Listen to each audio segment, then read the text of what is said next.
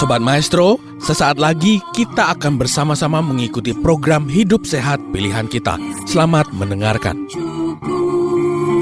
Membuat wajah berseri, diet yang seimbang, tubuh terlihat indah, udara yang bersih, jadikan hidup semangat, pengendalian diri, itu pemenang sejati. Hidup sehat, anugerah Tuhan. Hidup sehat, sangat berharga. 10 hukum kesehatan. Hidup sehat. Apa ALS ini? Apa amyotrophic lateral sclerosis ini? Penyakit ini adalah penyakit saraf dengan perburukan yang sangat cepat, yang ditandai dengan hilangnya kemampuan sel-sel saraf untuk berkomunikasi dengan sel-sel otot. Gejala awalnya adalah mungkin kedutan-kedutan di otot atau ada kelemahan tungkai yang kemudian berkembang terus sehingga akhirnya menjadi kelumpuhan seluruh badan. Dan sampai saat ini tidak ada obat untuk penyakit fatal ini. Ada satu pengalaman yang terjadi di Rumah Sakit Advent Bandung kurang lebih tahun 2016 yang lalu. Waktu itu saya diminta untuk membantu seorang dokter saraf untuk menangani masalah nutrisi pada seseorang yang mengalami amyotrophic lateral sclerosis ini. Bapak dan Ibu tahu berapa lama dia dirawat di ICU? 1 tahun 3 bulan dan kemudian meninggal. Coba bayangkan, ALS menyebabkan seseorang harus dirawat di ruang perawatan intensif rumah sakit selama 1 tahun 3 bulan. Bisa dibayangkan berapa biaya yang harus dibayar dan bisa dibayangkan betapa menderitanya baik pasien sendiri maupun keluarganya. Itulah sebabnya apa yang sudah disampaikan terkait dengan masalah merkuri ini sebaiknya kita lebih awas dan lebih hati-hati menggunakannya.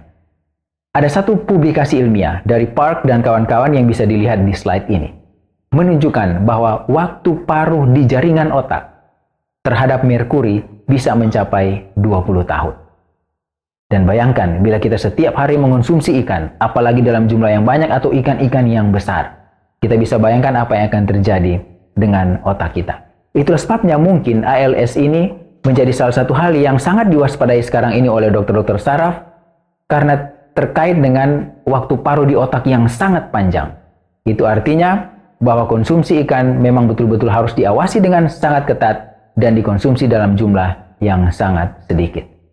Penelitian lain menyebutkan bahwa bila terpapar dengan merkuri terus-menerus, maka dalam 5 kali waktu paruh atau sekitar setahun, maka akumulasi merkuri sudah cukup untuk menyebabkan masalah pada manusia. Walaupun ini juga sangat tergantung dari jumlah merkuri di dalam ikan yang dimakan. Bapak dan Ibu, Tuhan sedang berusaha memimpin kita kembali kepada makanan-makanan yang lebih bernutrisi, lebih bermanfaat, dan jauh lebih aman. Tulisan Ellen G. White mengatakan, "Berulang-ulang telah ditunjukkan kepada saya bahwa Allah sedang berusaha memimpin kita kembali kepada rencananya semula, langkah demi langkah, agar manusia bergantung kepada produk alam di bumi ini." Sekarang pertanyaan, bagaimana dengan pestisida pada tumbuhan? Ketika saya mau lebih banyak makan makanan tumbuhan, bukankah di makanan tumbuhan juga banyak sekali pestisida? Sementara di lain sisi, ketika saya mau untuk makan makanan yang tidak ada pestisida, makanan yang organik, harganya melangit. Ada satu penelitian dari Lusak dan kawan-kawan yang dipublikasi pada tahun 2018 lalu, menunjukkan bahwa kadar pestisida di ikan juga cukup tinggi. Penelitian mereka ini menemukan bahwa peran dari rantai makanan terhadap terjadinya akumulasi pestisida di dalam tubuh ikan bahkan tertinggi selain pada ikan, juga pada burung yang makan ikan sebagai puncak daripada rantai makanan tersebut. Pestisida-pestisida ini berasal dari industri maupun dari buangan-buangan rumah tangga yang bisa masuk ke dalam air tanah atau melalui hujan dan kemudian melalui proses kondensasi turun kembali ke bumi, masuk ke dalam air tanah, masuk ke dalam sungai, masuk ke dalam lautan, dikonsumsi oleh fitoplankton, fitoplankton dikonsumsi oleh zooplankton, zooplankton kemudian dikonsumsi oleh ikan kecil dikonsumsi oleh ikan besar, dan ikan besar dikonsumsi oleh burung, ya. Seperti yang bisa dilihat pada slide yang tadi. Memang benar, tumbuhan juga memiliki pestisida. Itulah sebabnya anjuran mencuci di bawah air mengalir bahan-bahan makanan dari tumbuhan atau dengan sedikit diolah dengan air panas pada yang perlu diolah merupakan tindakan bijaksana yang harus kita lakukan. Tetapi, kalau kita tinjau dari aspek bahwa walaupun tumbuhan mengandung pestisida, tetapi juga dia mengandung antioksidan yang dapat membantu tubuh untuk mengeliminasi atau paling tidak meminimalisasi efek buruk dari pestisida di dalam tubuh manusia, bukankah itu lebih baik dibanding dengan makan makanan hewani, termasuk ikan, yang memiliki pestisida tetapi tidak memiliki antioksidan? Itulah sebabnya seharusnya makanan tumbuhan tetap menjadi pilihan utama kita. Masih banyak hal lain terkait dengan prinsip keamanan. Tetapi kesimpulan akhirnya tetap sama, yaitu marilah kita mulai untuk menggantungkan kebutuhan kita, terutama kebutuhan nutrisi kita, pada makanan-makanan yang sudah direncanakan Tuhan sejak awal. Karena jauh lebih bernutrisi, jauh lebih bermanfaat, dan jauh lebih aman. Tulisan Ellen G. White menyatakan bahwa sayuran, buah-buahan, dan biji-bijian haruslah menjadi bahan makanan kita. Janganlah makanan daging memasuki perut kita walaupun hanya sepotong. Makan daging bukanlah alamiah. Kita mau kembali kepada rencana Allah semula sewaktu menciptakan manusia. Kita sudah selesai membahas tentang prinsip keamanan, walaupun sebenarnya prinsip keamanan ini masih sangat luas.